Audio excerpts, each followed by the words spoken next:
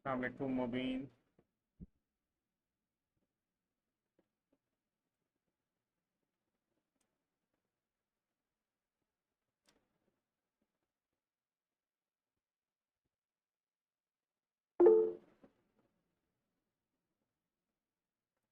एक 2 minute wait कर लेते हैं, मानू भी आ जाए। क्लास स्टार्ट करते हैं।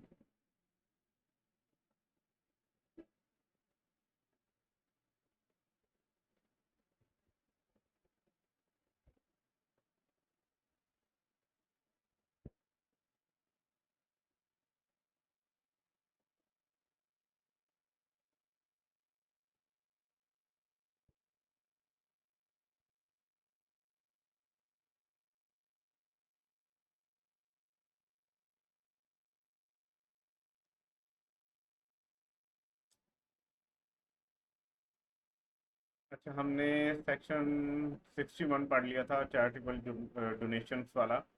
ये आपने कर लिया है रिवाइज? इसमें कोई इशू हो, कोई क्वेश्चन हो तो वो पूछ लो आप।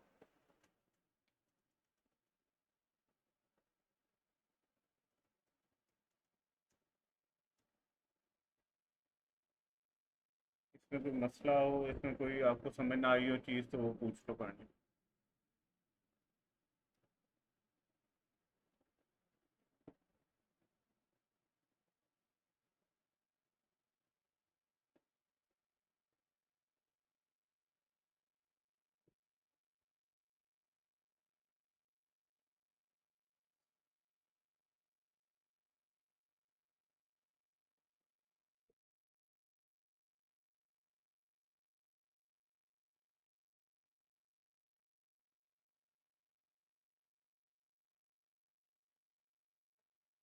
मुबीन, इसमें कोई मसला हो तो वो पूछ लो, अगर नहीं है मसला तो काइंडली बता दो, आगे मूव करें।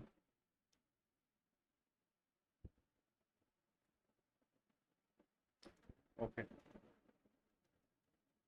अच्छा, उसके बाद हमने स्टार्ट किया था सेक्शन 63। ठीक है, अगर आप कंट्रीब्यूट करते हो अप्रूव्ड पेंशन फंड में। ठीक है। अच्छा, ये अप्रूव्ड पेंशन फंड क्या होते हैं? अप्रूव्ड पेंशन फंड जो है ना, बेसिकली ये बना दिए जाते हैं। इनके फंड्स का मतलब क्या होता है कि यहाँ पे आप जो है ना अपने पैसे इन्वेस्ट कर सकते हो। ठीक है। और ये अप्रूव्ड भी होते हैं। अगर आप इसमें कंट्रीब्यूट कर रहे हो तो आपको कुछ बेनिफिट मिलेगा। ठीक है। ये बेनिफिट किनको मिलेगा?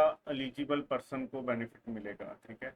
कि अगर वो अर्न कर रहे हैं फ्रॉम सैलरी या बिजनेस तो उनको क्या किया जाएगा, एक टैक्स क्रेडिट दिया जाएगा। जितनी अमाउंट, प्रीमियम का मतलब क्या है, कंट्रीब्यूशन, जितनी अमाउंट वो पे कर रहे होंगे, प्रीमियम पे कर रहे होंगे, किस पर्पस के लिए, अप्रूव पेंशन फंड में जमा करवाने के लिए। वो प्रीमियम जितना पे करेंगे अप्रूव पेंशन फंड में, और वो अप्रूव्ड पेंशन फंड कब बना होना चाहिए? वो बना होना चाहिए वॉलंटरी पेंशन सिस्टम रूल्स 2005 के मुताबिक बना होना चाहिए। ठीक है। ये रूल्स बनाए गए थे वॉलंटरी पेंशन सिस्टम को मैनेज करने के लिए 2005 में। इसके मुताबिक इन इस लॉ है, बेसिकली ये लॉ है, रूल्स हैं। इसके मुताबिक अगर कोई अप्रूव्ड पेंशन फंड बनाया गया है और आपने उसके अंदर कुछ जो है वो कंट्रीब्यूट किया है या उसका प्रीमियम पे किया है, ठीक है, उसकी कोई पेमेंट की है, तो आपको टैक्स क्रेडिट जो है वो मिलेगा। अच्छा, ये टैक्स क्रेडिट जो है ये एलिजिबल पर्सन को मिलता है। तो एलिजिबल पर्सन कौन होगा? कोई भी इंडिविजुअल पाकिस्तानी। ठीक है। इंडिविजुअल पाकिस्तानी जिसके पास एनटीएन नंबर हो या कंप्यूटराइज एनसी एनआईसी हो। ठीक है। या एनआईसी हो, जो ओवरसीज पाकिस्तानी है जिनको नादरा ने इशू किया है, तो वो एलिजिबल पर्सन कहलाएगा। अच्छा, अप्रूव पेंशन फंड का मतलब क्या है? Pension fund approved by SCCP. SCCP ने जिसको अप्रूव किया हो, किन रूल्स के मुताबिक? इन रूल्स के मुताबिक, वॉलंटरी पेंशन सिस्टम रूल्स 2005 के मुताबिक। तो जो एससीसीपी ने अप्रूव किया हो इन रूल्स के मुताबिक, उसको हम क्या कहेंगे? Approve pension fund. फॉर्मूला इसका भी बिल्कुल वैसे ही है जैसे हमने चैरिटेबल डोनेशंस का पढ़ा, ए ओवर बी मल्टीप्लाई बाय सी। ठीक है। ए क्या है? Is the amount of tax payable for the tax year before allowance of any tax credit. ठीक है, क्रेडिट से पहले जितना टैक्स पेएबल आ रहा है ये यहाँ पे वो आ जाएगा एक में। बी में क्या आ जाएगा? आपकी टैक्सेबल इनकम आ जाएगी। और सी के लिए जैसा वहाँ पे एक बताया गया था कि यहाँ से आपने बताना है कि सी क्या होगा। तो यहाँ पे भी क्या है, लोअर ऑफ आपने इनमें से लेना है, ठीक है। प्रीमियम जो एक्चुअली पे किया है पर्सन ने in the tax year and 20% of taxable income of the person for relevant tax year, ठीक है। तो इन दोनों में से जो लोअर होगा उसको आपने सी के तौर पे रखना है। अच्छा, इसमें आप अदर कंसिडरेशंस भी हैं कुछ। अदर कंसिडरेशन में लिखा हुआ है कि transfer by member of old scheme. अच्छा, ये क्या है, 2005 में रूल्स आया था जिसके मुताबिक जो था ये अप्रूव्ड पेंशन फंड जो था वो एससीसीपी अप्रूव कर रहा था। अगर उससे पहले कोई स्कीम्स थी, 2005 से पहले कोई और रूल्स हो, उसके अंदर कोई स्कीम्स हो, अगर आप क्या करो कि आप उस स्कीम्स में से अपने पैसे निकाल के इस नई स्कीम में डाल लो तो आपको ये टैक्स क्रेडिट नहीं मिलेगा। फॉर एग्जांपल, ये एक जो है वो बुजुर्ग हैं, इन्होंने कोई पुराना लॉ था बिफोर ये जो हमारा आया था पेंशन, ये जो हमारा वॉलंटरी पेंशन सिस्टम रूल 2005 आया था, इससे पहले कोई एक जो है ना वो कोई होगा रूल शूल, उसके मुताबिक इसने कहीं पे इन्वेस्टमेंट की हुई थी, ठीक है। इसने किसी पेंशन फंड के अंदर जो है वो पैसे रखे हुए थे। अब जब ये 2005 वाला आया पेंशन फंड, ठीक है, तो इसने क्या किया कि इसको पता लगा कि इस 2005 वाले पेंशन फंड के ऊपर तो गवर्नमेंट जो है वो दे रही है टैक्स क्रेडिट। तो इसने क्या किया, यहाँ से पैसे निकाले और वो इस पेंशन फंड में रखना शुरू कर दिए। तो ऐसे पैसे जो किसी पुराने पेंशन फंड में से निकाल के, पुरानी किसी स्कीम में से निकाल के आप इस स्कीम में डालोगे तो वो ये नहीं समझा जाएगा कि आपने प्रीमियम पे किया है या इसके अंदर आपने कोई कंट्रीब्यूट किया है। आपने बेसिकली किसी और पेंशन फंड से पैसा उठा के इस पेंशन फंड में ले आए हैं, तो आप एलिजिबल नहीं रहोगे ये वाला टैक्स क्रेडिट लेने के, ठीक है।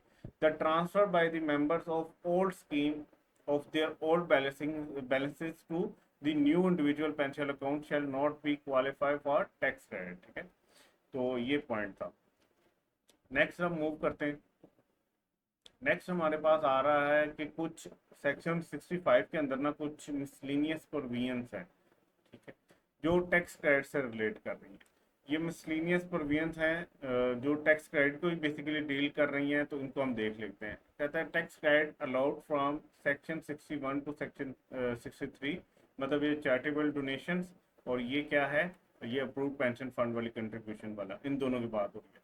Shall not be refunded, carry forward to a subsequent year or carried back to a preceding year.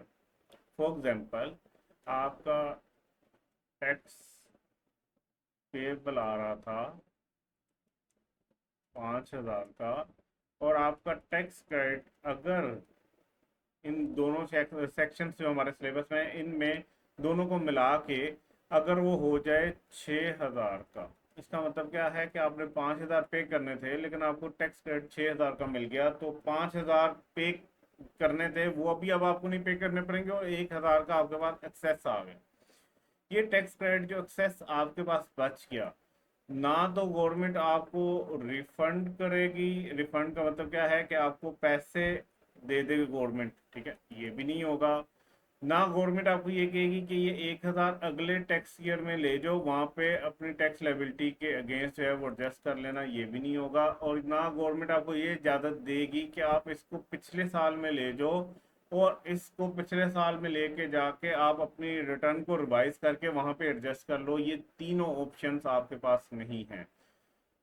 ना आपको रिफंड मिलेगा, ना आप कैरी फॉरवर्ड कर सकते हो किसी अगले टैक्स ईयर में, और ना आप कैरी बैक कर सकते हो किसी पिछले टैक्स ईयर में, ठीक है। ये क्लियर है मुबीन?